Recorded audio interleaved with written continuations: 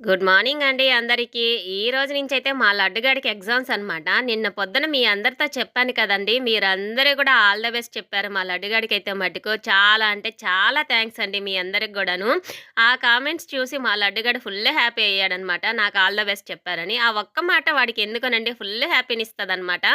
అందుకే వాడికి ఎప్పుడు కూడా ఆల్ ద బెస్ట్ చెప్తూనే ఉంటాను ఎగ్జామ్స్‌కెళ్ళేటప్పుడు. ఈసారి మీ అందరూ గూడా చెప్పారు కదా! మీ అందరి ఆశీర్వాదం మా లడ్డుగాడి మీద ఎప్పటికీ ఇలాగే ఉండాలని కోరుకుంటున్నానండి.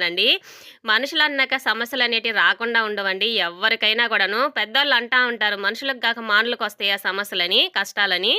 అలాంటప్పుడు నలుగురితో కూర్చొని వాళ్ళకి, ఈళ్ళకి చెప్పుకునే బదులు దేవుడి గదిలో దీపారాధన చేసుకొని, దేవుడి ముందు ఒక దండం పెట్టుకుంటే, ఆ సమస్యకి ఈ రోజు కాకపోయినా ఒక 4 రోజుల తర్వాతైనా పరిష్కారం అనేది దేవుడు చూపిస్తాడు. అదే మనుషులకు చెప్పామనుకోండి, వాళ్ళు హేళనగా చూసి ఇంకొంతమందికి చెప్పి నవ్వుకుంటారనమాట.